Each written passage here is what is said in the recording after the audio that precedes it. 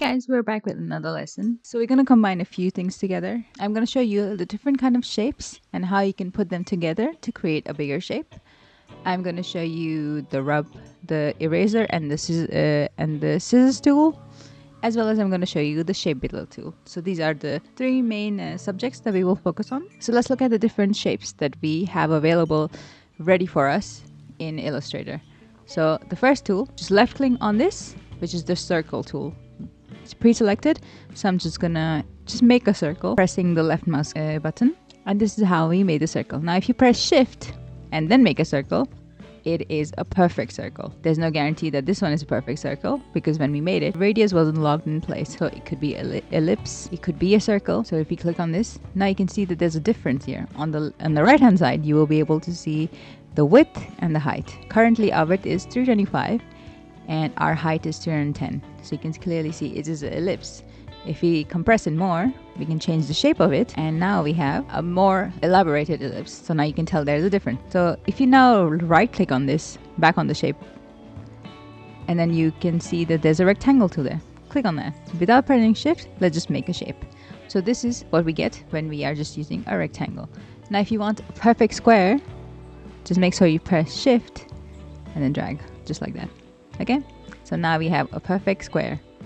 Makes things a lot easier for us, doesn't it? But you know what you can also do? If you change your mind and you want to make this rectangle a square, you can go back on the width and height and just change it. Make sure you unlink this so they're not proportionally altered. But if you want them to be proportionally altered and just want to scale them, make sure they're both linked. So that's another one. The next one is a polygon tool. So a polygon tool, again, we're gonna just drag. We're gonna just drag it, and then you can see you can rotate it around your center point. Yeah, I'm gonna again show you with the shift pressed on. Move it right down here. Makes it completely perpendicular to the surface. This one is more rotated, and you can see what angle it is on the right hand side. But that's not the only way you can do polygons. You can alter it on how many sides you want to achieve from your polygon by just pressing once, and then you can select how many sides you want. So let's say I want 12 sides, so I got a 12-sided polygon. And you see these buttons that we talked about last time. When you have the direct selection tool selected, you'll be able to see these arc points. If you just press this, you'll be able to get a perfect circle just from altering it. So you can see it's perfect because they are both, the width and height are the same. Okay, so we're gonna undo that. Let's look at the next tool. And not only just to remind you, not only just that, you can also, when you click here, you can also choose the radius to your liking. I'm just selecting this and scrolling, so you can alter it, alternate it, and then I can just choose so it will be a particular size and shape as you need, as per your needs. You can do that with similarly, you can do that with the ellipse and the rectangle tool. Just click once and you can choose your width and height. Same with the rectangle. Click once, you can choose your width and height. The next one is the star tool. So the star tool is interesting. Let's just make it with the shift right now. So now you have a perfect star. I think they added this only recently. So if you move closer to this, even without the direct selection tool selected, you can see there's some points that you can immediately alter. So if I want to change the shape of my star and make the make the angles more rounded, I can do that.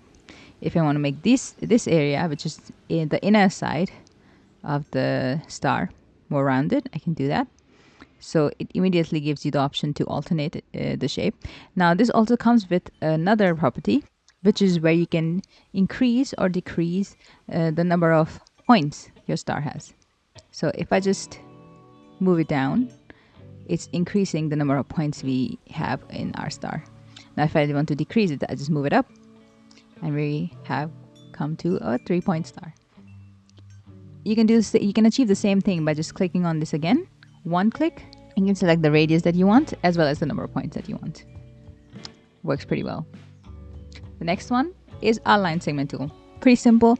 When you want a line of this much length, which is right now 100 pixels, and at a particular angle, we can just do that. So this is what we got. just by doing this. If you want something that we want to draw ourselves, which you will find yourself doing in a lot of different illustrations or anything like that, just press one. You can just drag it, but dragging it makes it more open to alternating the angle as per your needs. You can see the angle in this box next to it. So you can see this is at 0, this is at 356, 350, similarly. And if you want it to be more incremental, you can press shift and then move this down, and it also alters it by 45 degrees. If you want to keep the line straight, just press shift before you start drawing and then just draw it like that. And the last tool is drawing the rectangle. Very simple. I don't know why they added it, to be honest, because you can just do that by going to the direct selection tool on the original rectangle, or just select it and then just make it like this. Maybe it makes things more simpler, but it's pretty much the same thing. Okay, so now we know it, we have a basic idea of what all the shapes that you can use in Illustrator. And let's say we want to make a compound shape using these tools. So let's take my ellipse and my circle, and I want to make this ellipse as like a head of a character. So I'm going to put it here. I'm going to select both, and then I'm going to, again on the left hand toolbar, I'm going to select this tool, which is the shape builder tool. It makes it really easy for you to build one shape from several shapes. So just click on it. So now because these two are selected, only these two will help you form your shape.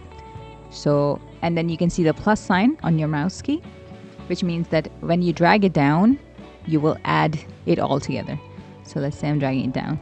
So now it has all become one single shape. Now similarly, if you want to just make this a separate shape and this a separate shape, I click on them respectively. And then if you want to just erase this shape, I press Alt. So now you can see the plus sign has changed to a minus. I'm going to show you again.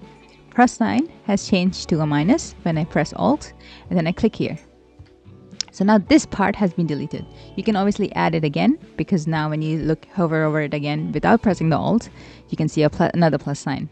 But let me show you, now that we have deleted it, this is one part and this is one part. So the middle shape has completely vanished. Now, but if I want to bring it back, maybe I accidentally did it, I will again go to Shape Builder tool, press this again, and then now we have the shape back. So a very simple way to use the Shape Builder tool to create very interesting shapes. And anytime that you have forgotten how to use the tools, if you just hover over this part, Adobe will give you an idea of how you can use these. You can experiment and play with this as per your needs. The next tool that we will talk, the next two tools that we will talk about is the erase tool. So now let's say I have erase tool as per the name. It will help you erase a part of the shape. So I'm just going to erase this part. By dragging it over the shape, we were able to delete this part completely. And now it has become a separate shape on its own. Another way that you can do this is if you want to change make like a bigger dent here, double click on this. And now you can change the angle, the roundness of your shape, which will make it more ellipse-like or more circular-like. And then you can also change the shapes to how big it would be. So I want it to be this big now. I delete this part. Oh, sorry. Let me select it. I delete this part. And then that gave me a bigger gap than this one because of the difference in the shape. You have this different shape and then you have this different shape. Okay? And then the next tool, the last tool that we will talk about today, is the scissors tool. So scissors tool is pretty much how you would imagine a scissor. Let's say this is a piece of paper. It will just cut it from here to here. So we just select these points. Select this one, this anchor point, and select this anchor point. Okay, so now that we've done this, you can move this and this separately. And it's a full shape, so because it's white, you can't actually see. But this is like an incomplete shape because the lines are still open on both these ends because we cut it out. So what you can do if you want to combine them together is just take your pen tool, which maybe I shouldn't talk about actually. Never mind. So now these are two incomplete shapes, which we can complete using the pen tool. But let's do another one. Let's say if you want to split this rectangle into two diagonals, I'll take the scissors tool, click this point once, then click this point once. Yeah, and then it's divided into two parts. And it's still a full shape because if we change the color from white to red, now you can see we have two sandwich-like shapes. It just makes it easier for certain situations where you just want to cut it like cut straight lines through any object that you want and separate it out. But yeah, that's some of the tools that we introduced today. I want to continue doing more regular videos, and let me know which of these tools you want to learn next, or do you want to jump into this the pen tool immediately. Pen tool will take a bit of time. It is a good tool, and honestly, when I teach you the pen tool, I will also teach you a lot of the other tools that come with it. So pen tool is one, curvature tool is another way that you can use a pen tool, but it makes things a lot easier. So we can play around with that. And but if not, in the next video I want to teach you more about gradients, different kind of gradients. I've talked about gradients a lot, but I think they are very powerful tools. Then we can also look at the measure tool, the eyedropper tool, and some of the other tools. Let's finish all the basic tools here that we have displayed, and then we can jump into the pen tool if you like. But otherwise, you can also just tell me what you want to see next. I will cover all the tools, so don't worry if you feel like I am missing out on any.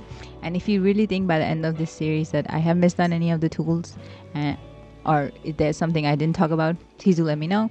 And thank you so much for watching. Please do like and subscribe to Summer Day Studios. So I'm gonna try and post more 2D videos every Thursday or Friday, and we have a 3D video coming every Monday. Please do follow along, and thanks so much. We are also a design studio, by the way, and there's an email below us. And thank you so much. I hope you have a great day. Bye bye.